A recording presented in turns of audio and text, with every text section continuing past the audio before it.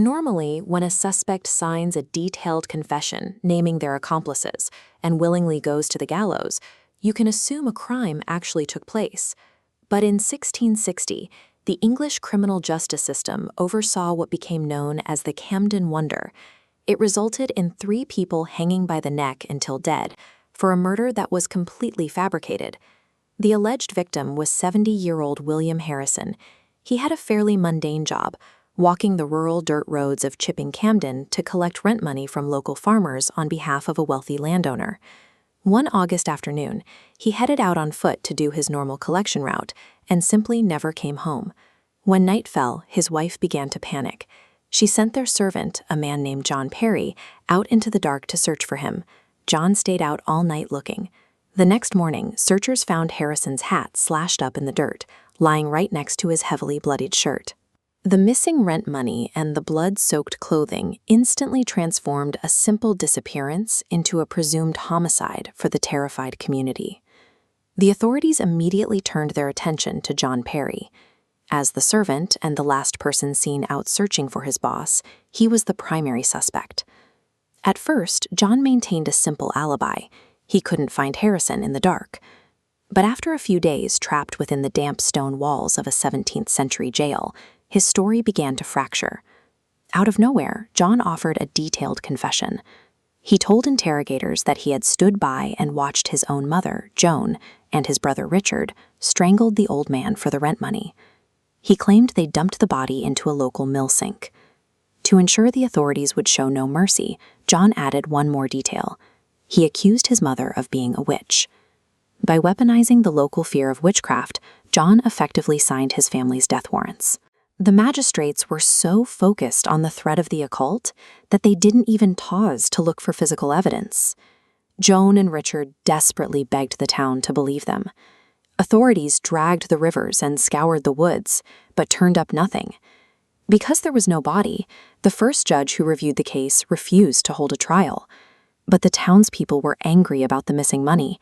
They locked the family up for months until a second, more compliant judge arrived, one who pushed the trial forward based solely on John's words. A jury found all 3 guilty and sentenced them to hang.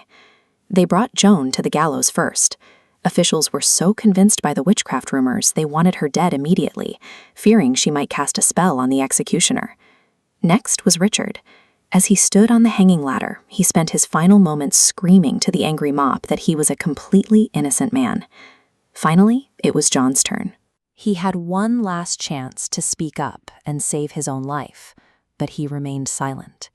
He refused to retract a single word of his confession and let the hangman drop the floor beneath him. The Perry family died because a compliant court chose to satisfy a grieving town's demand for a culprit over the basic legal requirement of a victim. 2 years later, the massive flaw in the case was revealed. In 1662, William Harrison casually walked back into Chipping Campden. He was in ragged clothes but entirely alive, oblivious to the fact that 3 people had been executed for his murder. He told the stunned locals an elaborate story, claiming a gang of men on horses had ambushed him, stabbed him, and sold him into Turkish slavery. This map shows the journey he supposedly took. But when you break down his alibi, it falls apart. Harrison was an unskilled 70-year-old man. The cost and effort required to transport him across the globe to a slave market would have been a terrible investment for any pirate. Historians today agree on a much simpler explanation. Harrison likely stole the rent money himself, slashed his own clothing as a decoy, and spent those 2 years hiding with family nearby while he waited for the heat to die down. When Harrison returned, his obvious lie about the kidnapping was ignored by the law. He kept the money, while a servant's false confession cost 3 people their lives. This leaves one question that remains unanswered. Why did John Perry lie about a murder he knew hadn't happened? There are 2 main theories. Either the stress of a 17th-century interrogation caused a total mental break, making John believe his own lies, or he hated his mother and brother so much that he was willing to die just to ensure they were executed with him. The exact motive for the accusation disappeared the moment the gallows floor dropped, leaving 3 people dead for a crime that never actually happened.